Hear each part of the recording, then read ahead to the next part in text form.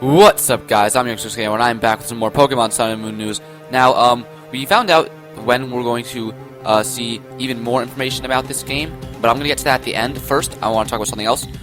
So I watched GameXplain, the second part of GameXplain's analysis the other day, or yesterday, I think, and their analysis are really good. They find a lot of stuff about the game that could possibly happen, but there's a couple of things that they pointed out that made me realize that I maybe messed up on one or two things, or misinformed. Or actually, it was really just one thing that I kind of messed up on.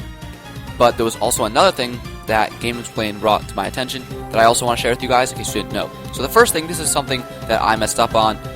Yesterday I talked about these guys right here. We know their names. The man on the right is Hala, and the man on the left is Kukui. Now, we officially don't really know what these guys' deals are. I think that was a sentence. One of them's probably the professor. But last time I said that Hala is probably the professor because his name is Hala, which is named after a tree, and Kukui is just the name of a nut. That was incorrect. Kukui, as pointed out by GameXplain, is also the name of a tree, not just a nut. And actually, the Kukui tree is a state tree of Hawaii, so it's actually very possible for him to be the professor as well. Yet this man Hala is the one giving you the starters.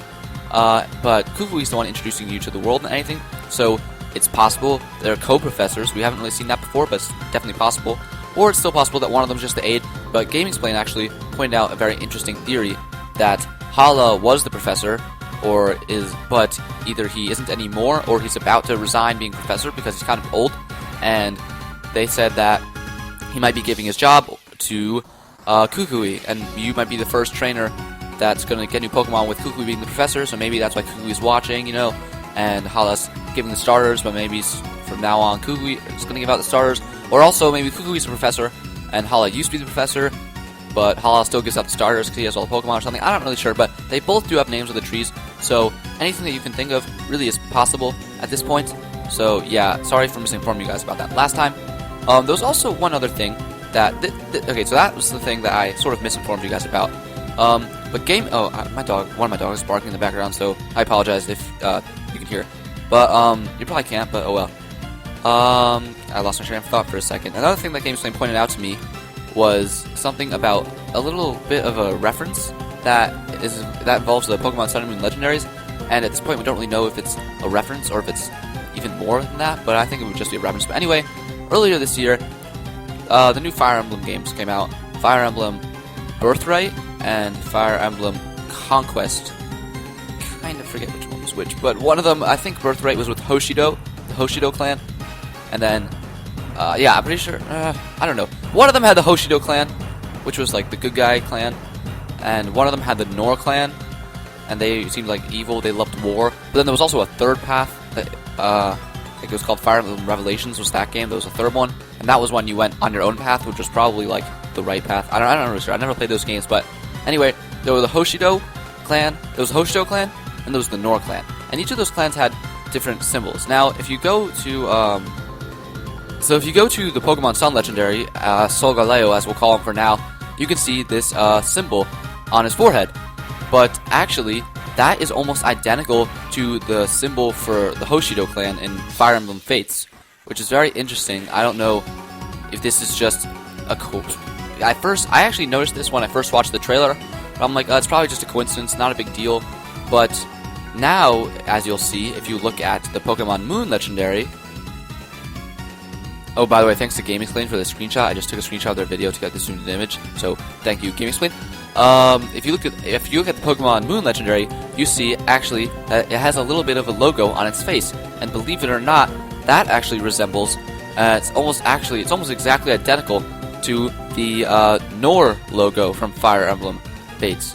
So I don't know if this. I doubt it's a coincidence unless these logos that they used in Fire Emblem were gotten from some like ancient mythology that Pokemon Sun and Moon happened to also use. But I think it's just a reference to Fire Emblem Fates. I think it's a really cool reference.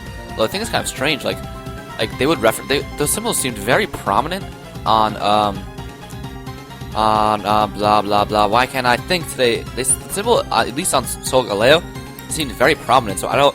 If it was just a reference, I feel like it'd be weird if it was just like if it was that out in the open. But I guess they're like, hey, this is cool logos.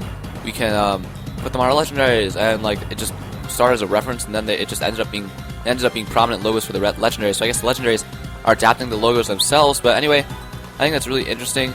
But I doubt it like means much than that. Some people are like, oh, Fire Emblem, Pokemon crossover. No, that's not happening. But maybe there'll be some more Fire Emblem references scattered throughout the game. I don't really know. And even if there are some, I probably wouldn't even be able to point them out because I've not really played much of Fire Emblem. But anyway, that's all of the stuff that I really missed that I just wanted to show you guys. Correct Game Explain for those things that were pointed out to me. Their analyses are really good. You should go watch them. Anyway, there's also one more thing that we learned. The Japanese Pokemon Twitter actually said that we will get brand new information on June 2nd. I know I have to be very careful with words when discussing new information regarding these games because we got let down a lot of times, but it says brand new information, so we should be seeing stuff June 2nd.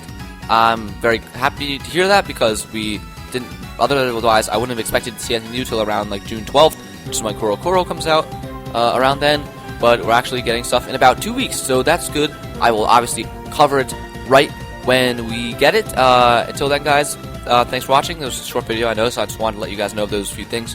Please make sure to follow me on Twitch, follow me on Twitter, like, comment, and subscribe. Keep it here for everything Pokemon Sun and Moon, and I will see you guys next time.